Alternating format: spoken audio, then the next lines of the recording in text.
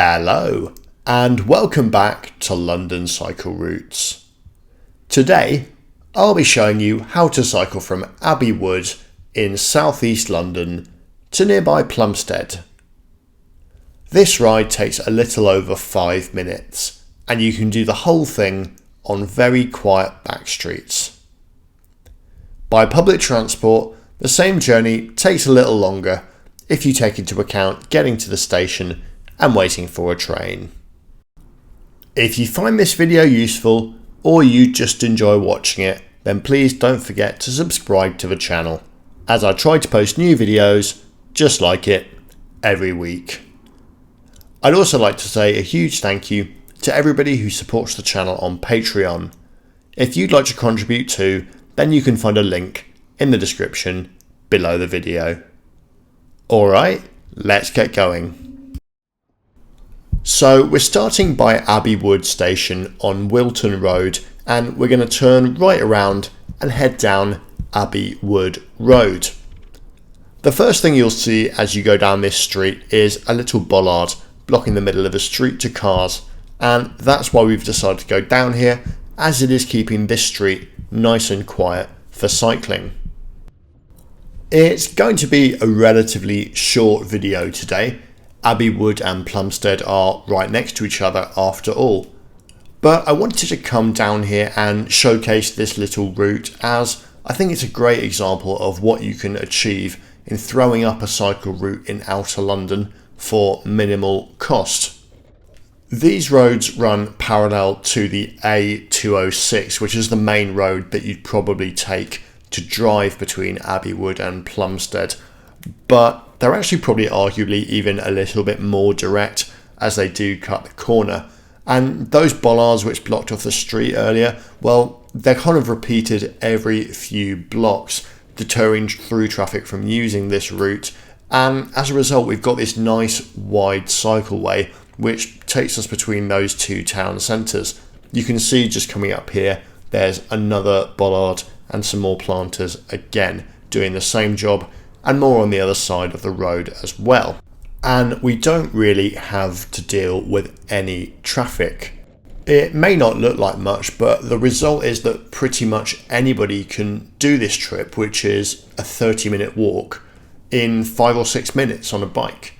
It's kind of the perfect distance for a local bike trip. Maybe you live in Abbey Wood but you want to pop to Plumstead High Street, or you live in Plumstead and you want to get on the Elizabeth line at Abbey Wood.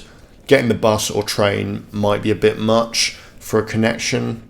Walking is quite a long way. You might drive if you have a car. Now you can cycle without having to brave a busy road, and I think anybody would be comfortable cycling down here with this level of traffic. I think the Royal Borough of Greenwich deserves some praise for putting this in. If I had to suggest any changes, it would probably be to improve the crossings over the main roads that we've met.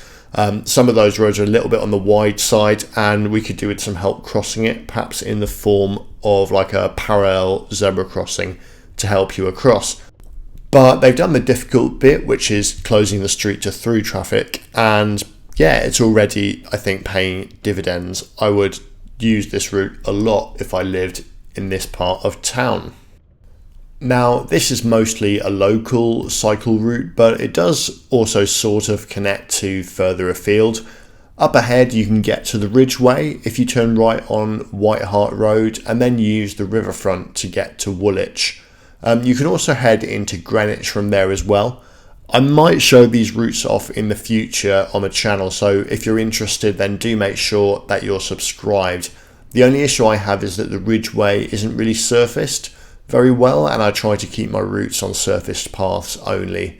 But if people are interested in being shown how to do it, I might just do that anyway, so let me know in the comments if that's something you'd like to see. I would note as well that one of the bollards that we just cycled through was missing when I filmed this, which I think is why there are more cars on this last section than there would otherwise be.